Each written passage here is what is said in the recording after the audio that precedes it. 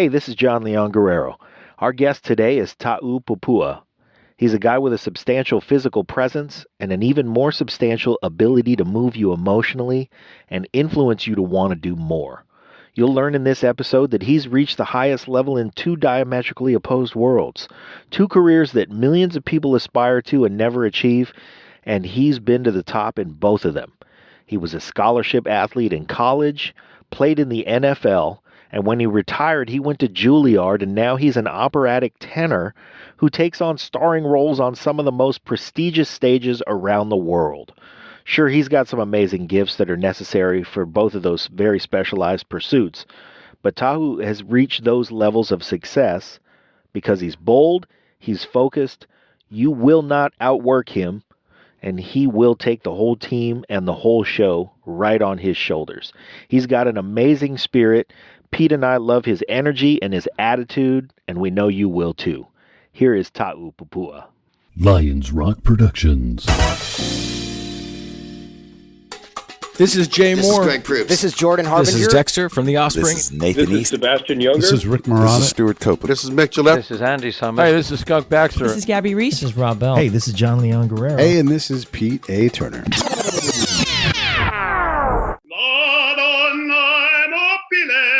This is Ta'u Pupu'a, and you're listening to the Break It Down Show. And now, the Break It Down Show with John Leon Guerrero and Pete A. Turner.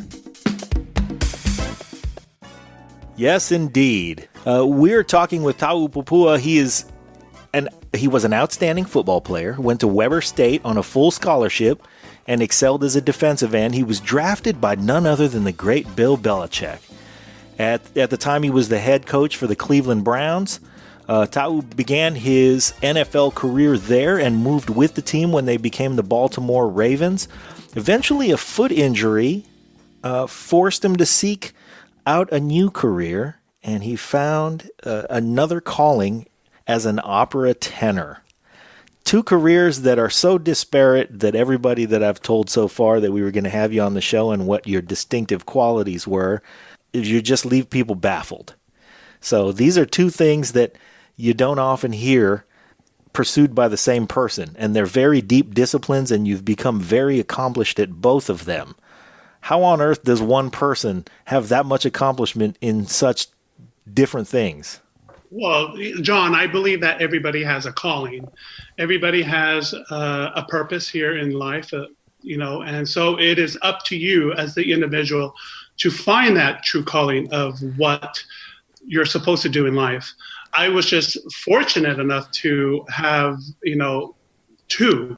First of all, I had football, and being the youngest out of 9, and from the Polynesian island, from the Kingdom of Tonga, we moved to Utah, Salt Lake City, Utah, when I was 5.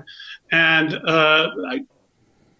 my parents, they had to work odd jobs. In order to go to school, we just had to, for me, I wanted to go to college. And so I had to play football because sports, for me, sports is the only thing that gives you a full scholarship. I've never met anyone that had a full scholarship on the science scholarship. And so even in music, there is no such thing as a full scholarship like a sports scholarship. Yeah. And so I was just fortunate enough to have that.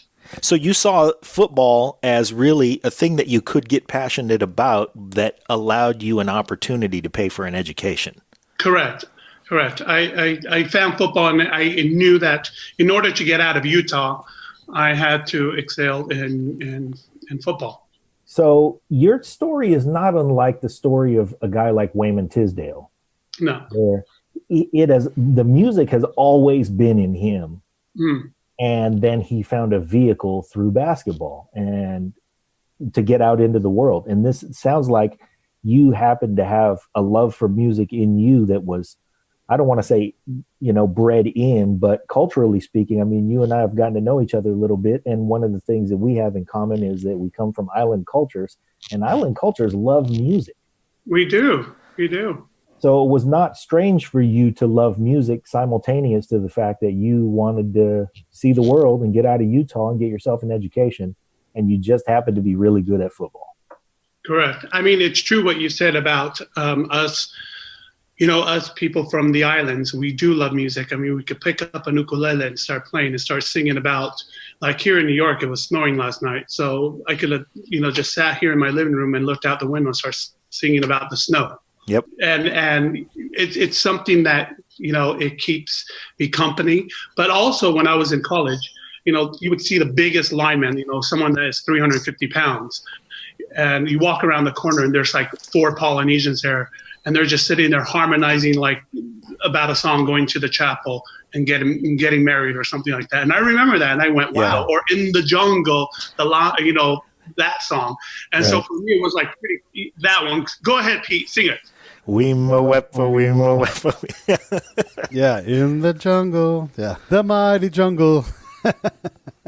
or like Frank Stallone and his buddies in Rocky singing around a garbage can doing some of that Philadelphia soul. Yeah, there you go. And and that's what we do, But when it was time to put on the helmet and shoulder pads, it was time to go and work.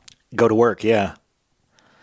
So your physical rigors in football, the physical rigors that exist in that sport, we all see. What are the physical rigors that exist in opera and in singing at the level that you're singing that are invisible to the audience? Oh, the physical. Well, there is, it's like what I told someone. I said that we artists, and also the football sports, that it's like an iceberg. You only see the tip of the iceberg, but you don't see the rest of the iceberg.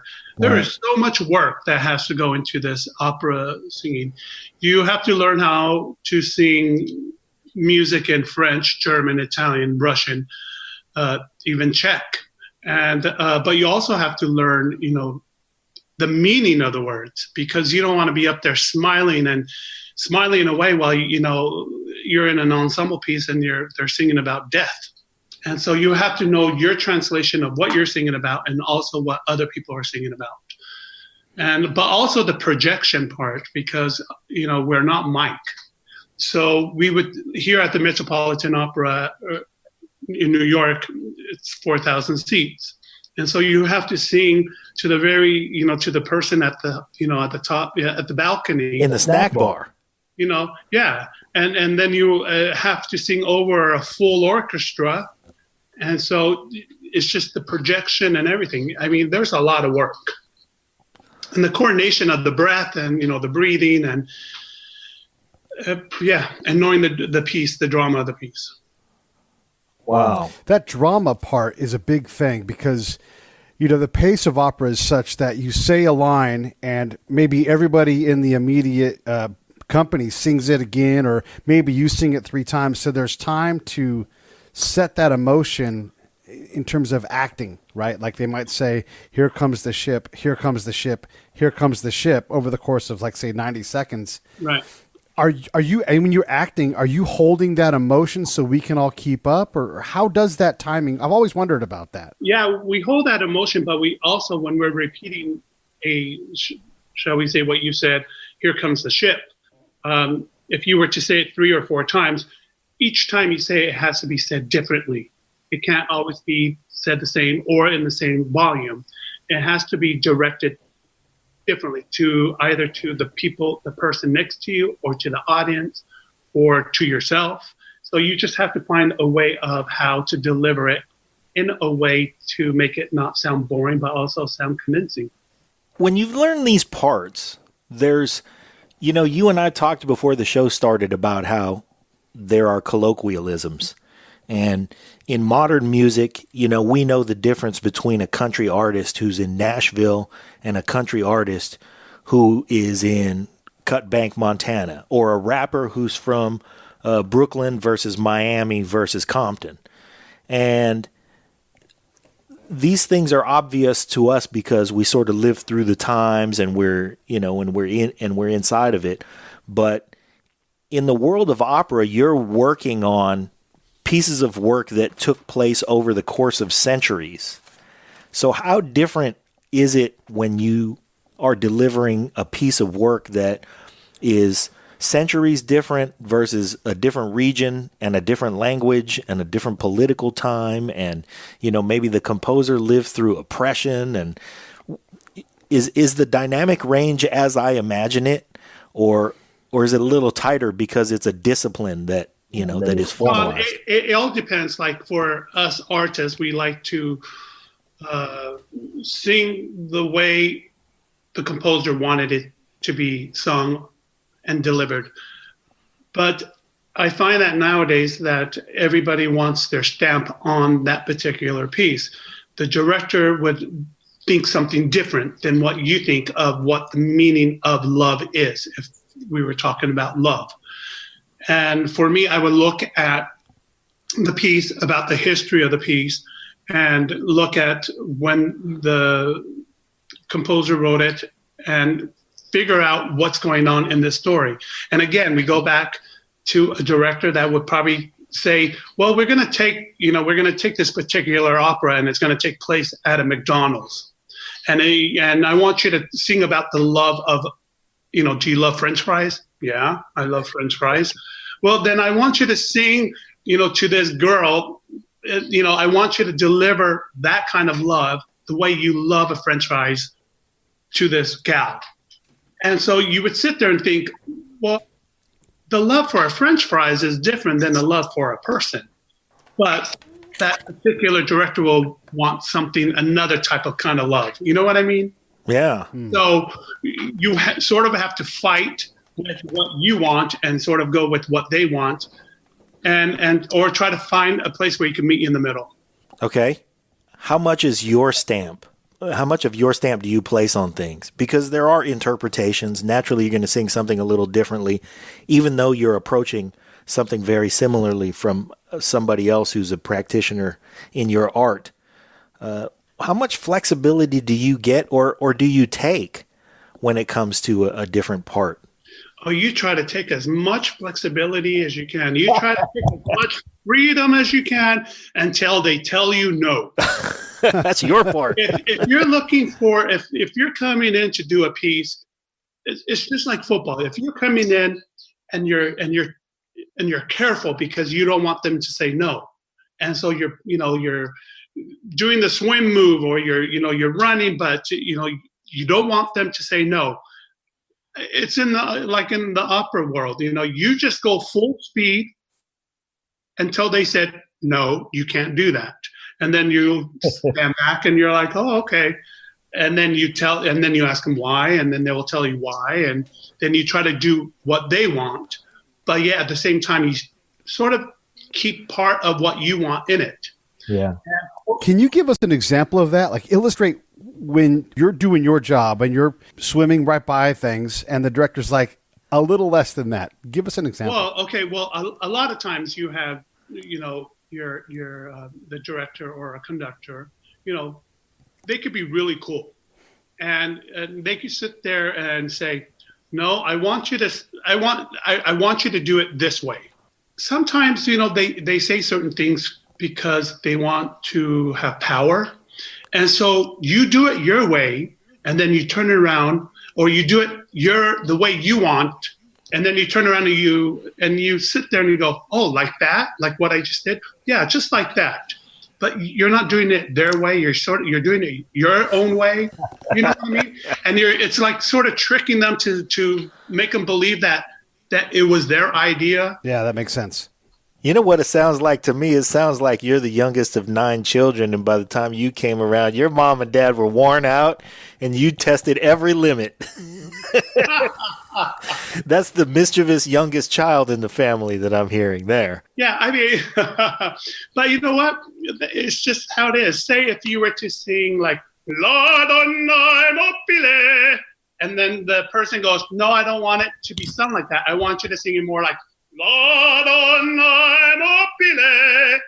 There's 2 ways. So then you sit there and you wonder, okay, all right. Then you go back and you do it the way you want to do it. And you don't do it the way they want, but you do it the way you want. But you turn around and you hand it to them and say, like that? And then you sit there and go, just like that. And then you sit there and go, great, it's going to be a great show. Yeah. Okay. Thank you for that piece of direction. You are a genius. So it's part interpretation, part performance, part negotiation, just like any other artistic endeavor. Well, John, shall we say, and Pete, shall we say, just like in life? Yeah. You walk out the door, it's part of everything, isn't it? Yeah. It's true. You know, we negotiate with when we're driving and when we're life itself teaches us a lot of things. And so when we go into our workplace, we bring a little part of that life and we sort of negotiate our way through things. Yeah. How close, geographically speaking, do you have any siblings who live close to you? Nope. They are Arizona's, Utah, and San Diego. Okay. Hawaii. I see. So they stayed in warmer climates. You headed to the snow. Well, yeah. I mean, you know, when I went back to Utah after the Baltimore Ravens, I didn't know what to do. And I remember I had opportunities to go and play 1 year with the out in Canada. Uh-huh. And I went out there for the spring workout, and I pulled my hamstring. And I've never pulled a hamstring. And then that took me out. So I came back to Utah and thought, you know, I remember looking up to the sky and thinking to myself, what is my purpose of life? What am I supposed to do? And I heard this small voice that came into me that said, step left, move forward, and go and sing. And so I packed my one suitcase and moved to New York. And somebody asked, well, were you nervous moving to New York? I mean, that had to take a lot of courage. And I said, I had no courage. I was scared to move to New York and pursue an opera career. The only thing that I had was faith. And my faith of becoming an opera singer and my faith of getting into Juilliard of all school on a full scholarship was something amazing. And so for me, when I moved here, and the reason why I moved to New York is because if I wanted to be an actor, I would pack my one suitcase and move to Hollywood. Right. But because Broadway and opera is in New York, I had to come to New York. And so when I first moved to New York, I mean, I'm not going to lie, I was depressed for the first 3-4 months. I didn't know anyone here. Everybody in New York, they walk like they have blinders, like horse blinders. That's called purpose. They just walk straight and, you know, there's no hello or whatsoever. Yeah. And I remember my first month, there was this lady that came out of a convenience store and she was screaming and cussing out the owner of this shop. And, you know, me from Utah, I said, hey, what happened? What's going on? She turned around and screamed at me and cussed me out. So I thought, well, none of your business. Well, there you go. She said, mind your own business. And I thought to myself, well, welcome to New York. Yeah. You know? So from then on, I mind my own business. And I started this adventure of becoming an opera singer. And how I became an opera singer was, how do you become an opera singer? I don't know how you become an opera singer. And I remember walking at an Upper West Side at Lincoln Center, and I looked at the Metropolitan Opera House, and then I also saw the Juilliard School, which is right across the street from the Met. And I thought, well, I don't know anyone here. And I was in this one restaurant called O'Neill's Restaurant. And I was sitting there eating, and I saw a lot of people from the Metropolitan Opera, and kids from Juilliard would come and eat at this restaurant. And I thought to myself, a light bulb moment went on. I went, well, this is how you meet people. So I walked up to the manager of the restaurant, and I said, hey, are you guys hiring? I would like to work here, but I don't want to be a waiter. I want to be like a host or a maitre d' or whatever. So they hired me a week later. So I started working there, and I thought to myself, this is a great job. This is a great learning experience for me. Lo and behold, you had Placido Domingo walking. Okay. You had Luciano Pavarotti walking in for lunch, for dinner. Wow. You had all these great artists coming in. conductors and everything. And I thought, this is great. So what I did was I stood there, I went and sat them, and I watched them. I watched what they ate. What did they eat? Because to be a singer, we can't have phlegm on our chords because we have to produce, we have to sing. And if they were to drink, what kind of alcohol or what did they drink? Because for us singers, again, we can't drink because the alcohol dries up the vocal cords. So we want to be top form when we sing. That's just when I start singing. It's like if you relax. Yeah. And then I also, because the restaurants here in New York is really crowded and loud. Yeah. And I thought to myself, and I would watch Placido Domingo when he would talk, he leans in. So he doesn't waste his voice. He doesn't have to talk over the crowd. So from then on, I just watched. And I learned a lot from that. And then I went to a book signing at the Metropolitan Opera where a famous Polynesian woman by the name of Dame Kiri Tekanua, she was signing autographs there. And that's when I would say I got discovered. She looked up and said, what are you doing here? Because to have a Polynesian in New York, it's like we're far away from homeland. Mm-hmm. So I told her. And then the fact that you were in that environment too. Exactly. And so she then gave me her phone number and she helped me out and heard me. She took me to Juilliard, and that's where I sang for the head of the vocal department at Juilliard, and I had to do my tryouts. So wait, okay, did you get a degree at Weber State when you played ball there? Did you go through and graduate? I didn't. Okay. So you're some amount of credit short of a bachelor's degree, and then you get the full ride at Juilliard because you can sing as well as play football. Did you graduate from Juilliard? I did. Okay. And with like a fine arts degree, or was it in singing, or what was it in? Yeah, I got it was in vocal performance. Vocal performance. It was a artist diploma. And so wow. when I tried out for this program at Juilliard, I had to learn 5 different opera arias and in different languages. And so I remember that the application that there were at least 100 and something singers trying out for this particular program. So I tried out and made it to the second round, made it to the third round. And then next thing you know, they said it went from like 110 down to like 80, down to 40. And then I got a call and said, come on in, there's 15 of you left and we want to interview you and have you guys sing some more. So I went through that process. And then I got a phone call a month later, said, congratulations, you're one of 4. I need to rewind just for the sake of our listeners and stop me and correct me if I'm wrong about any of this, but our listeners need to know that 110 people auditioning for Juilliard.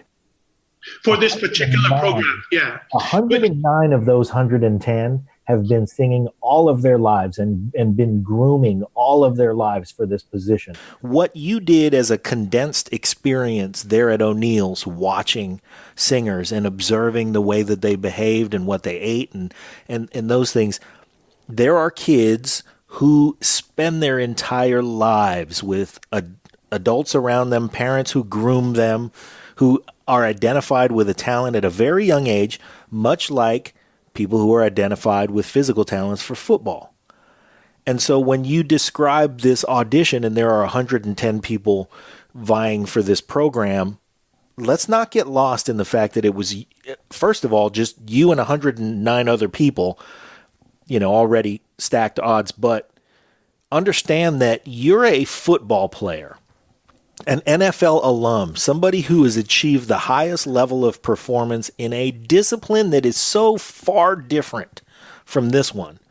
And then to walk into that situation, groom yourself as a maitre d' in a restaurant, and to understand the landscape, and then get that opportunity to go to Juilliard, to have that audition, and to walk in. It's really not unlike a guy who says, I can throw pretty far. I'm going to try and walk on at Stanford and see if I can be the quarterback. And just as a point of comparison for our listeners, if you don't understand what it is to get into Juilliard, let me just say this. Everybody who's an instrumentalist out there, you don't get into Juilliard. You just don't. There are and I'm not trying to defeat anybody's dream. You clearly did it. Yes, person out there, you may be able to do it. But the default is you're not getting into Juilliard. And so the fact that you've achieved the highest level of performance in the NFL, and then on a decision to change your life in a direction that you wanted to change it and pursue a different dream, and then you get to Juilliard, this is the culmination of some work that the rest of us in the world are trying to understand, Ta'u. We want to understand how it is that you describe it in these snippets that hopefully we can seek out the wisdom and apply it to our own lives. But in terms of just your ability to sit there and understand what to observe and to look at these, put yourself in an environment where you're going to see Placido Domingo and then observe what he's doing and how he's behaving and how his life is different from everybody else's because of the demands of that career. And then find an opportunity to walk into Juilliard and take all of that into that opportunity with you. And I imagine that to some degree, because you achieved on the football field, you know what achievement looks and smells like. So you know the level of sacrifice that's necessary, and you apply that. Is that true? That is true. And exactly what you said, I find that football and this music thing that I'm doing now goes hand in hand, because I found out that football prepared me for this road in music. All those hours and hours of watching films, that's what I brought to the restaurant, to watch the greats. That's where I brought that, because I learned that because of my football, days. In order to achieve something, you have to surround yourself with good, only good, and only the best. And once you surround yourself with only the good and the best, where you could watch and learn. You don't have to say anything. You could just watch and learn. And you pick up little crumbs here and there, and you take it in, and next thing you know, your crumb becomes a cake, a pie. And so what I find out is the discipline of preparing myself for this audition at Juilliard was I had to learn it just like I would learn my football plays. And I also had to take care of myself because I wouldn't be out drinking the night before a game. So I would not be out drinking the night before a very important audition. And so everything that I learned from my days of playing football, I brought to the table of getting into Juilliard, and also in my career of singing, even now that I use this method of, instead of putting on my helmet and shoulder pads, I put on a wig, and a cape or a cloak or something. And instead of going out to, the football field, I'm going out to a different field, which is, made out of like, hardwood floor and stuff, and sets. And you know what? We have an audience. Football has an audience. And only differences in the opera world is that everybody wants to be the quarterback. Everybody wants to throw that touchdown pass. Everybody. Nobody wants to be, the person on the side. Everybody wants to be the quarterback and throw that touchdown pass. So when that spotlight is on you, you either stand and deliver and throw that touchdown pass, or you throw an interception. Okay. But the thing is, it's like, when I got into opera, I was very, very family oriented, like in football. One helps each other. We help each other. Mm-hmm. In the opera world, it's not so much, but you find some good spirit, some good people on the opera. But the conductor is your coach. He's standing there, waving that baton. He's your coach, and he wants everything to go smoothly. So for me, I look at the opera world, and I'm like, okay, you're the quarterback, and You're the running back. And, there are times that you want to tackle someone, because you don't, and I'm 6'5", and, and so I sometimes just look at someone and go, really? I want to ask you a couple questions based on some of the things you've talked about now. John had said you made a decision when you were at that point, but you also kind of made it sound like a calling and faith-based. So where would you put it? I mean, if you're a person of faith, is this God like saying, hey, it really, I've been trying to tell you, but it really is time to do this? Or was it more of your decision? How would you characterize it? I come from a religious background, and I've always believed in God, and I have always believed. My dad, was a Methodist preacher. He would preach, and now my brother is a Methodist preacher. We always had faith we always knew that there was someone bigger than you and I. I always knew that. And I always knew that if I was to ask for help or ask for guidance from God, that he would deliver, that he would give. So when that moment came, when I looked up to the sky, to the heavens, and said, what am I supposed to do now? Go back to Utah, after your injury and everything, you're going to have either haters or you're going to have people going, hey, congratulations, This episode of the Break It Down Show is brought to you by Lions Rock Productions. That's us. We publish, evaluate, and develop podcasts just like this one, consult others to build their own, and create associated content and content marketing strategies. So if you're launching or expanding your social media presence, your business, or your personal brand, or if you just want to take your media presence to the next level, reach out to us on Twitter at P. Turner or at JohnLG69 at the Break It Down Show. There's 1,000 ways to get a hold of us. Now enjoy the show.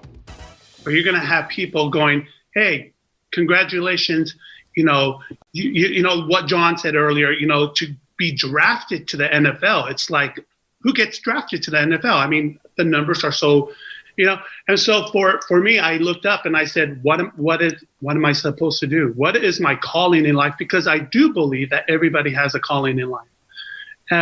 Sometimes people don't hear that calling and because they want to do something else.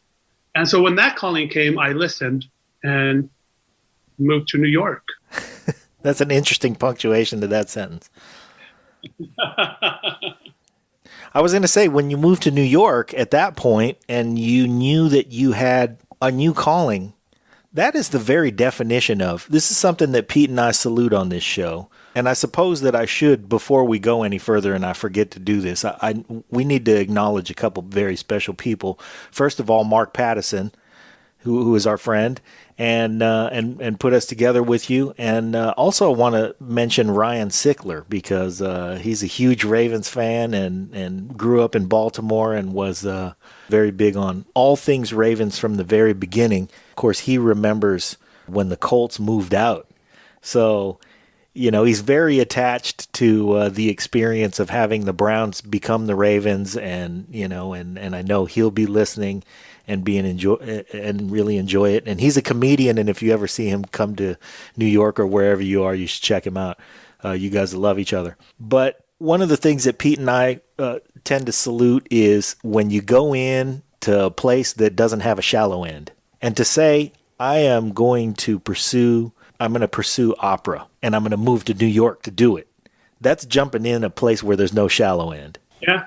So, and that comes from football confidence as well. Yeah. I would say the football confidence, your faith, your knowledge of yourself, and your willingness to accept a new calling all put you into those things. How often do you find yourself in a position where you're standing on that mahogany stage next to somebody and then you feel a twinge in your body? Because everybody who has played football, some people even through high school, most people through college, but anybody who's played in the NFL has that lingering football injury where every once in a while you do something or sometimes you do nothing, and that thing awakens and reminds you that you played football. How often do you go, ooh, and look over at somebody and they go, old football injury? I get that too. Is there anybody else in the opera world who has played football and can relate to you on that level? No, not at all. Zero people. No, not at all. There are some high school guys that play, football in high school and even college, but in the NFL, there's zero. Yeah, I meant. Yeah. And so when it comes to injuries and back pains and stuff, a lot of people don't understand. What they tell me, the non-football people, is like, oh, you should go and do yoga. Oh, you should go and do this. So I've tried it all. Yeah. I've tried it all. And so right now it's just like you just have to know your limits. And when it's time to perform, you give 100%. But that's the thing. You just got to know your limits. I noticed that you're wearing a sweater of some sort that has zip-off sleeves. Are you getting ready to pile the sleeves off and give us a? I actually do have a real question for you, though. I that could happen at any moment, though. Yeah, I'm ready. Also, we should mention Dr. Bob Greenberg and Nick Reveles. Nick is the animateur for San Diego Opera, and Dr. Bob gives all of us opera by teaching us about literate music and the history of everything. So we got to mention those guys as well. Yeah, absolutely. Because this is why we're talking. But when you're performing an opera in a different, we talked a little bit about accents, especially off mic. We talked about how you perform something. Are there certain things where you just get Don Giovanni or whatever it's going to be, where you're like, anytime I have the opportunity to, I will always default to The Marriage of Figaro because I'm funny or whatever it's going to be. Do you have certain roles that you just like, I just need to play this as many times as I can? There are a few roles that I would love to repeat. Is that what you're asking me? Yeah. Well, so far, I sang last year. I did Turandot. And so that's one of my favorite roles. And also Tosca is another favorite roles. I think that every role that I do sing is my favorite role, because if it's not, then I really don't want to do it. I've had someone ask me, what about Carmen? Don Jose and Carmen. I said, They're like, why? It's the music is great. And I'm like, yeah, but he's sort of weak. And there's nothing wrong with weak, but it was just, I don't know. It's just not for me. But yeah, and how does your size affect blocking? I mean, you're a 6'5" guy, and a lot of these people are in every picture. Pete, they love it. They love it because the reason why they love it is because usually tenors, because I'm a tenor, usually tenors are like 5'9", 5'10". And like 300 pounds. I'm 6'5", and usually the tenors are the romantic leads. They always the one that loves, and the baritones are always the haters, and they want to kill you and everything. But when they see a 6'5" person come in, and especially the sopranos, they're always like, oh, I get to wear my heels with you because I'm tall, And so it makes a great scene. It makes it look realistic, and people love it. I'm sure that there's a soprano out there who's like, in the original version of this opera, you're supposed to carry me off the stage at the end, and nobody else has ever been able to pull that off. Well, you know what? You're I've never read that. I don't know how that goes. John, I like what you say, but you know what? I like what you say, but let's rewind just a little tiny bit of that. There are some colleagues that like to tell you what to do on stage. Those are the kinds that you want to tackle. I see. And do those tend to be sopranos? Because in my personal never mind. Anyway, the other thing that I will say in that direction is that when we booked you as a guest, I told Pete I cannot let my wife know that we're going to have you on as a guest, and I cannot let my wife research you because she has established that she likes Islanders, and I don't need her seeing you. So, but here's one thing that I will make an observation of. You and I both left our home islands to come to the mainland when we were 5 years old. That, to me, meant that I learned just enough of my language and had the cement dry around my pronunciations just enough that when I got here, I had adjustments I had to make to sound like I was from here, and I was young enough to make them. That allows me, I think, to pick up a language and pick up different pronunciations because my pronunciation muscle is a little more flexible than a lot of people's. I imagine that's the same for you. Would you say that about yourself? I do. I agree with you. In the Italian language, especially in the Italian language, it's easier to sing and pronounce because it's very similar to my language. Okay. There's a lot of vowels and everything, and what you see is what you say. But when it comes to Russian and everything, that's a whole ballpark. German is okay. I mean, except when you get these, glottal, Yeah, they make it a different group of noises. Yeah. It's hard, but you know what? I could do it. French is okay, but I think Italian would be my mother tongue when it comes to singing. But yes, it's true because we speak our native language, that it is easier for me to pronounce other languages. So just a weird question along those lines, but somewhat off topic. Do your oldest siblings, who were much older than you were when your family moved here, do they retain a thick accent?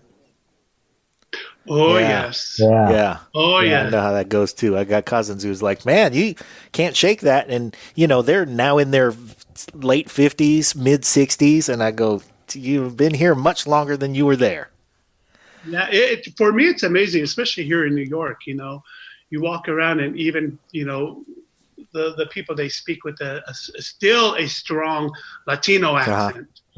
And for me, it's like, wow, how long have they lived here? Well, they've been here for 40 years. And you're like, wow, but they still speak, It's amazing. It's amazing. But it's cool because, when I hear another person speak, shall we say, broken English, I understand it very well because my family speaks broken English and my uncles speak broken English. And so it's really cool. Yeah, it's a great advantage to have made that migration at that age, I think, as well.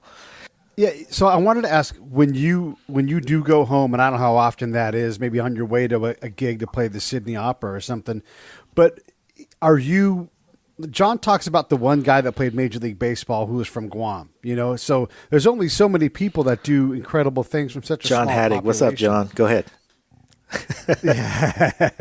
So, yeah, in terms of the people from the Kingdom of Tonga who stand out, are you notable or, because there are a lot of Polynesians that play football?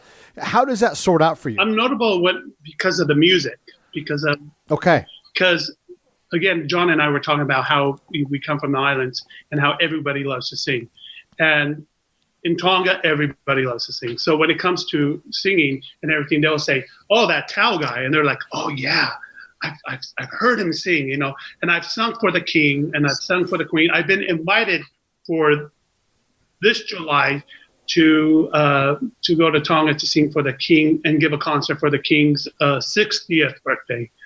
And so after this podcast interview, I'm going to hang up with you guys, and the princess from Tonga is in town, and she's at the UN, and I'm having dinner with them tonight. And so, hence, you're talking about my jacket. And so, but when it comes to the athletes or anybody that has been, known, they do. The Tongan, the Polynesian people do know them, and like my cousin who played for many years with the Baltimore Ravens, Haloti Ngata, is my cousin, and he's still playing, so he's well known. And so, but I'm well known in the music world. That's terrific.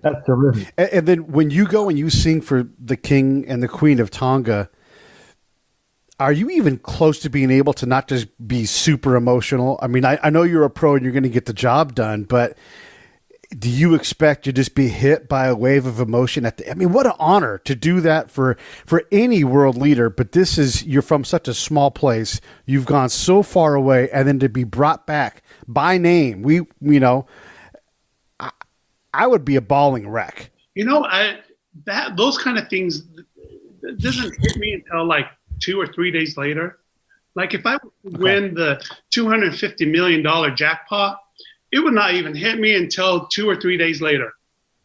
Yeah. You know what I mean? So like after the concert, I'll be as cool as a cucumber. I'll be like, hey, how's it going? Blah, blah, blah. Maybe on the way back from like on the plane, I'll be like, wow, I need a couple of shots now. What was that? And so, yeah, it takes me a while for things to hit me, and yeah. So, you know what? I don't want to keep you much longer. We got started a little late, and I apologize for that. But, man, I'm a huge fan. I became a fan in the last hour. Of course, when I read your biography and I started to look up stuff on YouTube, I was like, man, this is really good. But now getting to know you has been really special, and I really appreciate this experience, man. Will you come back? I would love to come back. All right, terrific. Well, listen, and when you come to town for opera, I'm coming, and I'm gonna bring my Tonga sign, and I'm gonna wave it, and I'll be up in the upper deck. If you come as my guest, you're not gonna be on the upper deck. Wait, you said that you knew someone from San Diego? Yeah, Nick Reveles. He's like he's sort of like the let me teach you about opera guy. He's been on the show. We'll have him on again. But yeah, he's he's not a super close friend like Dr. Bob is, but Dr. Bob does the same thing in Phoenix. But yeah, he makes the opera accessible to anybody who's someone's like, hey, let's try this. You go, you can do like a little mini lecture. Here's what's gonna, because the Marriage of Figaro is complicated, right? Like, and having someone say, here are the things that are going to happen. Sure. It just helps out a lot. To break down the stories and everything. Yeah. Well, opera could be really hard to follow sometimes. Especially even if they have the subtitle, it's still like hard to follow. Certain operas. Well, and it's an art form that's so developed that it's intimidating. And so there are a lot of people, and I want to, and maybe this will be the topic the next time you come on, because we are saluting the fact that you had a remarkable life with 2 different remarkable careers. But the other thing that you're doing is you are, because of your persona, making opera accessible to a lot of people who just would have no exposure to it at all. And that is an important way to affect the people around you in your community. And man, I really feel like we should salute you for that. Thank you. And I think we should have another interview if I ever get invited to sing at the Super Bowl. Can you imagine? Yeah. Oh man. No anthem. Would love to do that. Come on! Why? How has it taken them so long to have you in the first place? Oh, that's because they want those pop singers, the pop singers to, the ones that sing and you're trying to follow them. How many notes can they sing? Yeah, at least let's get you in on a. For me, it's like just sing the song. Why do you have to sing? Because they're all trying to be like Whitney Houston, who did it great. It's like yeah. Wow, Whitney Houston is like the best person that have ever sung the national anthem. That really does need to happen, though. That the next time the Ravens go, it would be just. It's perfect. And then again, like I said, I think I said it off mic, but you bring your own amplifier with you. You just stand back and you're like, everybody clear out. Well, you need a mic in that big old stadium. But, either the Ravens or even the Browns. I mean, I'm going to pray for the Browns this year. Hopefully something great will come from the Browns. But either teams, I would love to come out there and sing the national anthem. Call has officially been made. He's available for this gig. Terrific. That's right. Gauntlet thrown down. There you go. Hey, thank you very much, man, for being on the show. I'm going to just close it up and let our listeners know. In order to get to you, let's see. They can go to taupupua.com. Click on all the stuff. There's biography there, and there's all kinds of stuff. Calendar, press. There's a bunch of video that you can watch, and you should watch and listen to. This tremendous, beautiful guy with a wonderful voice. Hey, Tao, what's coming up? What are you working on? You must have some things in the hopper. What's your next gig? I mean, thank you for asking. I have a book that is being written as we speak. And also, a Hollywood producer approached me maybe during a movie. So I just got, about 2 days ago, I just got like a highlight clip, and they sent it to me. So it was with Ohana. Ohana meaning family in Hawaiian, is with Ohana Production. And so they're going to see if Dwayne Johnson or maybe Jason Momoa could play me my opera, when I'm an opera singer. So we'll see. You just need one of those big stars like Blindside, just that one, Sandra Bullock played. So you just need one big star, I guess. So we'll see. I mean, I hope Dwayne Johnson could get up there and sing some opera, or maybe Jason Momoa. So we'll see. Yeah, well, you know what? If they want to play the part, I know you can sing the part. I sure can. Hopefully it's not Joe Pesci. And thank you so much, man. Thank you for gracing our show. Thank you, John. Thanks, Pete.